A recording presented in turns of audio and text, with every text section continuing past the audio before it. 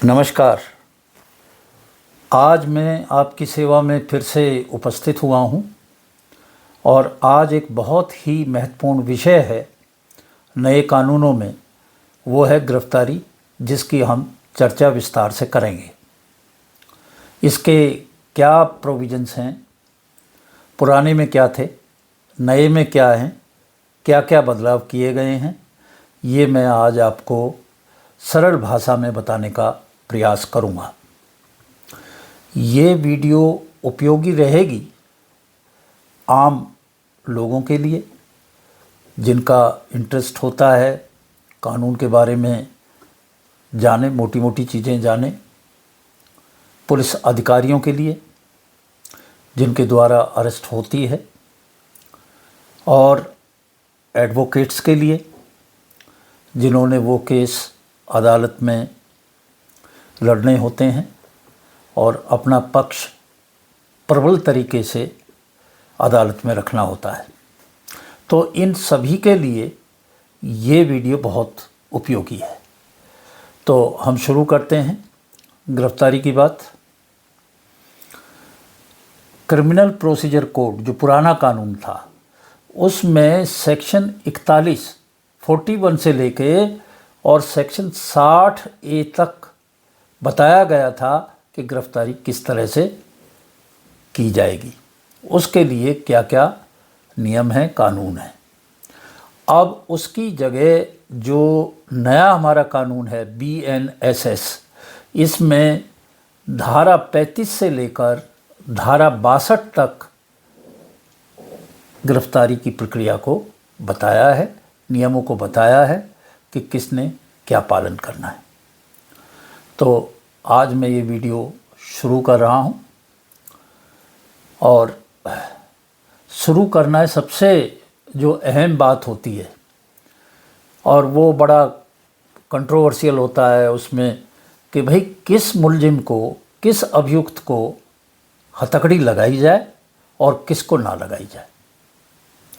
ये बड़ा विषय जो है चर्चा का होता है और इसमें स्पष्ट भी नहीं होता है बहुत सारी चीज़ों को, और उसमें मैंने देखा है कि अदालतों में भी बहस होती है, फिर शिकायतें होती हैं और बहुत सारी बातें होती हैं। तो सेक्शन 46 जो था पुरानी CRPC का, वो बताता था कि जो है हथकड़ी के लिए कोई प्रोविज़न है नहीं। हथकड़ी जो लगाते थे वो स्पेशल परमिशन लेते थे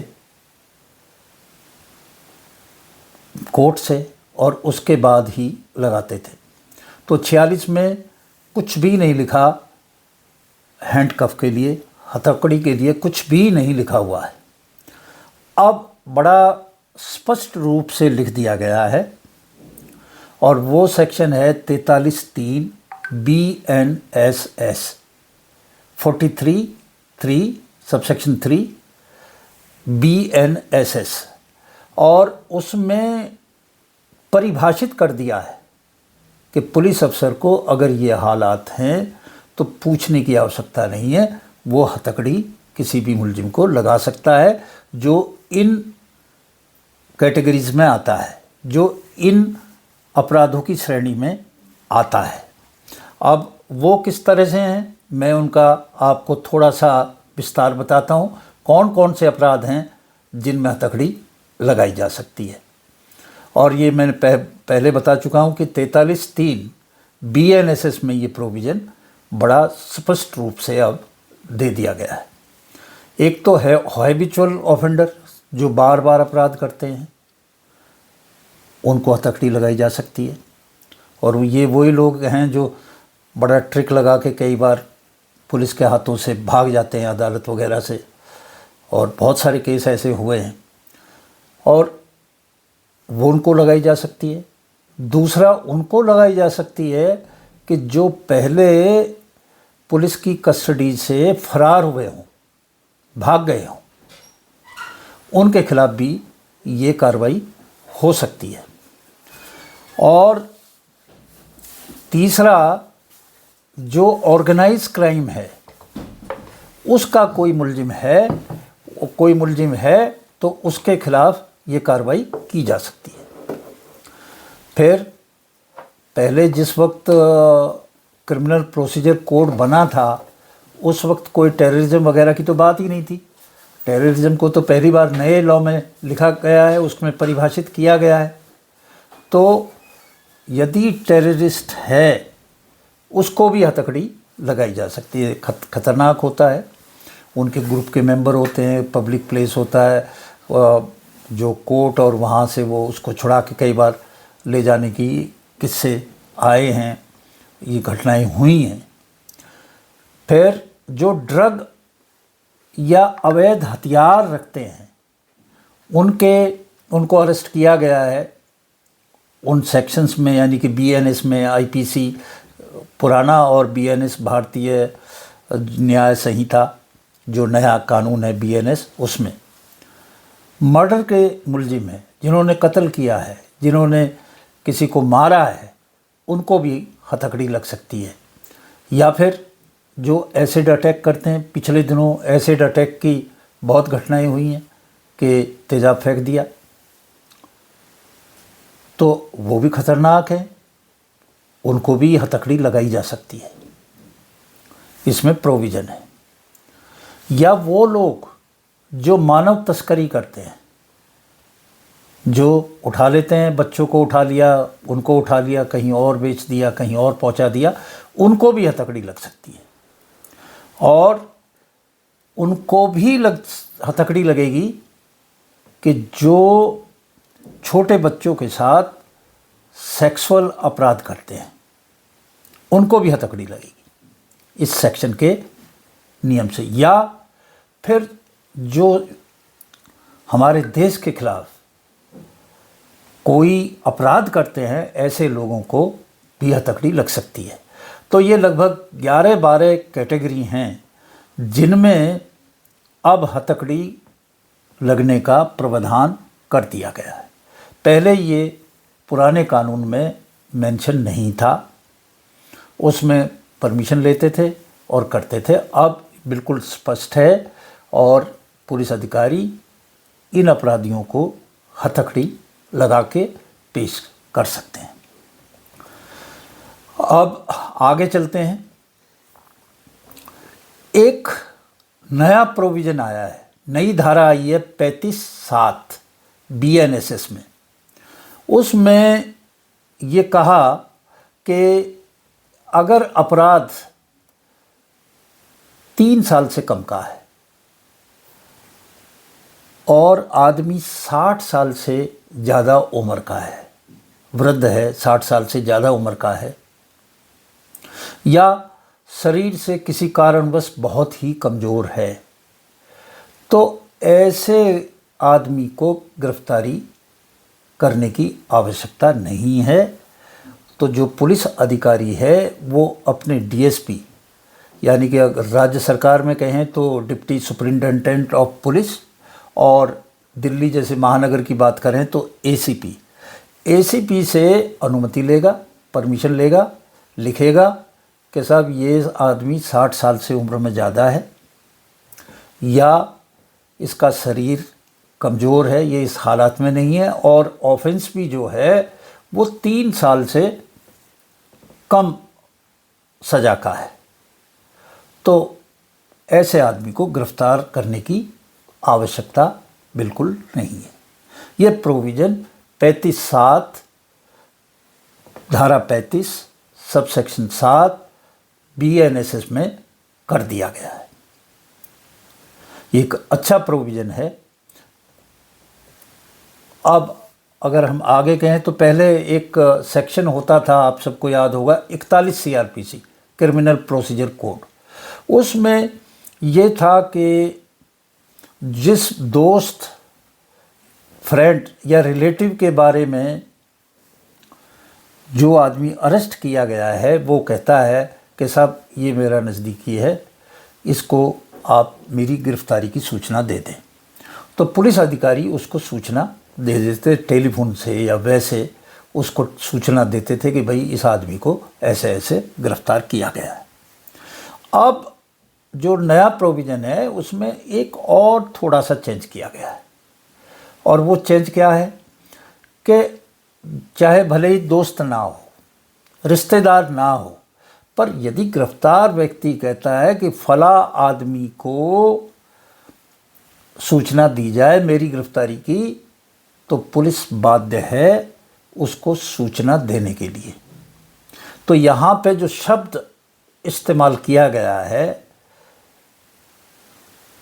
36 BNSS में, सेक्शन 36 धारा 36 BNSS में, वो है एनी अदर पर्सन, यानी कि कोई और पर्सन जिसको अरेस्टेड आदमी कह रहा है कि उसको दो आप सूचना, तो पुलिस को उसको सूचना देनी होगी। अब थोड़ा और आगे बढ़ते हैं, और ये बहुत ही ज़रूरी प्रोविज़न है मेरे हिसाब से। पहले सेक्शन 41C में CRPC में ये प्रोविज़न था कि भाई डिस्ट्रिक्ट में एक बोर्ड होगा और बोर्ड के बाहर लिखा होगा उस बोर्ड पे कि किस आदमी को किस अपराध में कहाँ पे गिरफ्तार किया है। ये सूचना होगी जिससे कि जो गिरफ्तार आदमी है उसके घर वालों यहाँ वहाँ ना घूमें और उनको सूचना मिल जाए। इसको और बेटर किया गया है और अच्छा किया गया है इस प्रोविज़न को नए BNSS में, नए कानून में, नई CRPC में। और सेक्शन 37 BNSS में कहा है कि राज्य सरकार जो है वो एक अफसर को नियुक्त करेगी इसी काम के लिए, और उसका जो रैंक है वो ASI से कम नहीं होना चाहिए, असिस्टेंट सब इंस्पेक्टर से कम नहीं होना चाहिए। तो वो डेजिग्नेटेड जो अफसर होगा जिसको इस काम के लिए नियुक्त किया गया है कि उसने सूचना रखनी है कि कौन कौन गिरफ्तार हुए हैं, किसने किए हैं, किस धारा में किए हैं, वो थाने में भी होगा और डिस्ट्रिक्ट का जो कंट्रोल रूम है उसमें भी होगा, और उसके पास में ये सारी सूचनाएं होंगी। अब एक निश्चित आदमी की जिम्मेदारी लगा दी है। अब किसी को पता करना है कि भाई मेरे ये रिलेटिव है या कोई और है, भाई गिरफ्तार तो नहीं हुआ, तो उससे वो इन्फॉर्मेशन मिल जाएगी।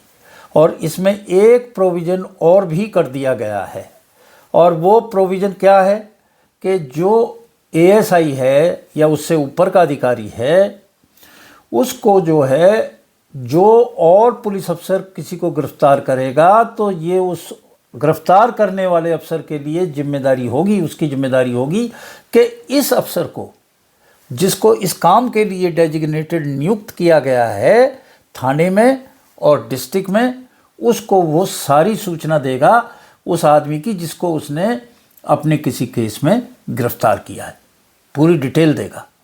और ये जो डेजिग्नेटेड अफसर है ये उसको डिस्प्ले करेगा थाने में, और जो डिस्ट्रिक्ट का है वो डिस्ट्रिक्ट में करेगा।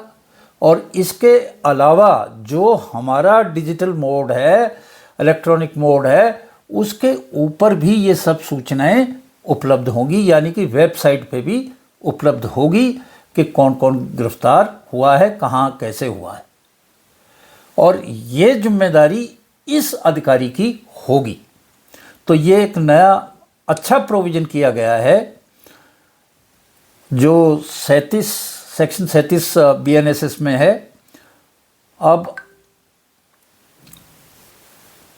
जो अधिकारी हैं दूसरे, जो जैसा मैंने बताया कि उनकी भी जिम्मेदारी है कि वो इसको दें, तो सेक्शन 48 BNSS में ये ज़रूरी होगा उनके लिए कि वो इस अधिकारी को सूचना दें कि कौन कौन उन्होंने गिरफ्तार की। अगर नहीं करेंगे तो सख्त कार्रवाई उनके खिलाफ की जाएगी। अब एक होता था कि पहले सेक्शन था 42 CRPC, उसमें कोई आदमी पुलिस को अपना नाम पता नहीं बताता तो उसकी गिरफ्तारी की जा सकती। अब उसमें क्या था कि उसे पर्सनल बॉन्ड पे छोड़ देते थे। अब सेक्शन 39 BNSS में ये कर दिया कि पर्सनल बॉन्ड या बेल बॉन्ड, इसमें जो नया जुड़ा है वो है बेल बॉन्ड। वो पहले नहीं था, अब इस नए सेक्शन में ये जोड़ दिया गया है। तो ये सब बातें, एक और मैं आपको बात बताऊं जो बड़ी ही महत्वपूर्ण है कि पहले 43 एक CRPC सेक्शन होता था, उसमें एक प्राइवेट आदमी भी अरेस्ट कर सकता था उस आदमी को जिसने कोई गुनाह किया हो, जिसने कोई अपराध इस तरह का किया हो। ये प्रोविज़न था। और उसमें था कि भाई वो पुलिस को बिना अनावश्यक देरी किए हुए पुलिस को हैंडओवर करेगा। अननेसेसरी डिले शब्द का उसमें इस्तेमाल हुआ था। अब इसमें समय सीमा बांध दी है। अब जो सेक्शन 40 BNSS है उसमें इस बात की समय सीमा बांध दी है कि उसने किसी प्राइवेट आदमी ने गिरफ्तार किया है तो वो कितने समय में पुलिस को हैंडओवर करे उस आदमी को जिसको गिरफ्तार किया है। पहले कोई सीमा नहीं थी समय की, कितनी देर रखो। अब ये सीमा कर दी गई है नए कानून में, और ये सीमा है 6 घंटे। 6 घंटे के अंदर अंदर उस व्यक्ति को, पुलिस को वो व्यक्ति सौंपना पड़ेगा जो उसने गिरफ्तार किया है, जो उसने पकड़ा है, वो उसको देना पड़ेगा। ये एक नया बदलाव है। और इसी से रिलेटेड एक चीज़ और भी आ गई है कि पहले जब वो देता था, हैंडओवर करता था उस आदमी को, तो पुलिस उसको री अरेस्ट करती थी, अरेस्ट करती थी दोबारा से। अब री अरेस्ट जो शब्द है उसको भी बदल दिया गया है और उसकी जगह है कि shall take him to custody, यानी कि अपनी कस्टडी में लेगी। री अरेस्ट नहीं है, कस्टडी में लेगी, यानी कि ऑलरेडी वो कस्टडी में है और उसी कस्टडी को आगे उसने, पुलिस ने बढ़ा दिया। ये भी बदलाव है। और कई बदलाव हैं जिसमें मैं मोटे तौर पे आपको बता रहा हूँ। ये कि पहले 52 CRPC में जो है अरेस्ट करते थे, अब उसके पास कोई हथियार है। तो ये नहीं था कि पुलिस अरेस्ट करने के बाद हथियार को कब लेगी कब नहीं लेगी, और कई बार इन्हीं चीज़ों की बहस होते हुए कि कब उसने लिया कब नहीं लिया, उसको बेनिफिट मिल जाता था कोर्ट में अपराधी को। अब ये स्पेसिफिक कर दिया है कि अगर उसके पास अवैध हथियार है तो सेक्शन 50 BNSS में जस्ट आफ्टर द अरेस्ट होने, गिरफ्तार होने के तुरंत बाद उसका वो अवैध हथियार भी पुलिस अपने कब्जे में लेगी।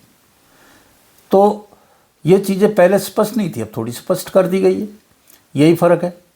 पहले एक और प्रोविज़न था कि अगर किसी का मेडिकल कराना है तो सब इंस्पेक्टर से नीचे रैंक का अधिकारी डॉक्टर को, मेडिकल प्रैक्टिशनर को रिक्वेस्ट नहीं कर सकता था। कम से कम सब इंस्पेक्टर रैंक का अधिकारी होना चाहिए। अब भाई कई मामलों में ना हो, इसमें कौन सी ऐसी बड़ी बात है, आप मेडिकल ही तो करा रहे हैं ना, तो उसमें रैंक की क्या ज़रूरत है। अब वो हटा दिया है। अब कोई भी पुलिस वाला, एक सिपाही भी रिक्वेस्ट कर सकता है डॉक्टर से उसका एग्जामिनेशन करने के लिए, उसका मुआयना करने के लिए, मेडिकल मुआयना करने के लिए। जो भी मुलजिम है उसका वो मेडिकल मुआयना कर सकता है। और डॉक्टर को भी अधिकार दे दिया, उसको लगता है कि इसको और दोबारा भी इसका एग्जामिनेशन करने का अधिकार है तो वो दोबारा एग्जामिनेशन करने का भी अधिकार अब दे दिया गया है नए कानून में। अब ऐसे ही पहले जो आइडेंटिफिकेशन, जिसको बड़ा पॉपुलरली कहते हैं शनाख्त करना, तो उसमें ये था कि जो फिज़िकली डिसेबल्ड है उसकी अगर शनाख्त करनी है तो उसका वीडियोग्राफ किया जाएगा। अब इसमें बदलाव करके एनी ऑडियो विजुअल मोड बता दिया, मेथड बता दिया। तो इसमें अगर हम कहें तो स्पष्ट रूप से आप मोबाइल से भी रिकॉर्डिंग कर सकते हैं, इतना लंबा चौड़ा वो करने की आवश्यकता नहीं है, और मोबाइल सबके पास होता है। तो एक अच्छा कदम है इस प्रक्रिया को और सरल करने का। पहले एक और था कि किसी आदमी को गिरफ्तार कर लिया तो 24 घंटे के अंदर उसको उस अदालत में पेश करना होता था। पर अगर कोई कारणवश बहुत दूर से लेके आ रहा है, कुछ आ रहा है, तो 24 घंटे में पेश नहीं कर सकता था। तो फिर वो बेचारा घूमता था कोर्ट में, और घूम के फिर स्पेशल परमिशन लेता था कि साहब मैं इसको इतने घंटे में दिल्ली ले जाऊंगा, और फला वो किसी दूर दराज इलाके से आ रहा होता था, फिर उसको स्पेशल परमिशन लेके फिर वो आगे अपना उसको ले जाता था। अब इस प्रोविज़न में भी बदलाव किया है। 58 BNSS में ये बदलाव किया है कि वो 24 घंटे के अंदर प्रोड्यूस करेगा किसी भी मजिस्ट्रेट को, और मजिस्ट्रेट ज़रूरी नहीं है कि जुडिशियल हो। जो एग्जीक्यूटिव मजिस्ट्रेट है उसको भी पेश कर सकता है 24 घंटे के अंदर अंदर। तो ये सेक्शन 58 में बदलाव है, बड़ा महत्वपूर्ण बदलाव है। अब यही चीज़ें कुछ मैंने आपको बताई, और बड़ी महत्वपूर्ण चीज़ें हैं। हथकड़ी किसको लगेगी ये स्पेसिफाई कर दिया, वो ऑफेंस बता दिए, वो अपराध बता दिए। 11-12 अपराध हैं, 11-12 कैटेगरी हैं जिनमें कर सकता है। और इन्फॉर्मेशन किसको देनी है ये भी बता दिया। मेडिकल एग्जामिनेशन कैसे होगा ये भी बता दिया है। और अगर कोई व्यक्ति 60 साल से उम्र में ज़्यादा है, शरीर से कमज़ोर है, तो और ऐसा अपराध उसने किया है कि जिसमें सज़ा 3 साल से कम है, तो DSP या ACP की परमिशन से उसको बिना गिरफ्तारी के भी छोड़ा जा सकता है। ये इसमें है। तो ये कुछ प्रोविज़न मैंने आपको बताए गिरफ्तारी से ताल्लुक़ रखने वाले। इसमें पुराना नियम क्या है, नया नियम क्या है, मैंने ये बता दिया। और ये ही सारे मेन हैं जहाँ तक गिरफ्तारी से संबंधित चीज़ें हैं। मेरा आगे भी प्रयास रहेगा कि मैं एक एक विषय को लूँ और उसको सिलसिलेवार पूर्ण रूप से कवर करूँ, जिससे कि बात समझ में आ जाए। पीछे जो मेरा वीडियो FIR पे था उसे काफ़ी लोगों ने सराहा, उसमें जो प्रोफेशनल थे उन्होंने भी सराहा, और मुझसे कहा कि मैं इस तरह के और भी बनाता रहूं, और ये जो नए कानून हैं उनको सरलता से लोगों को बताऊं, समझाऊं, जिससे कि उनको कोई दिक्कत ना आए। और मेरा यही प्रयास है। आप मुझे कमेंट करें और बताएं कि क्या मैं इस प्रयास में सफल हो रहा हूं। आप मेरा चैनल GSC पोस्ट देखते रहें। जिन लोगों ने सब्सक्राइब अभी तक नहीं किया है वो सब्सक्राइब करें, वीडियो लाइक करें, शेयर करें, और मैं आपसे दोस्तों इसी तरह मिलता रहूँगा और इन नए कानूनों के बारे में एक के बाद एक विषय को लेके आपको बताता रहूँगा। आज के लिए बस इतना ही। नमस्कार।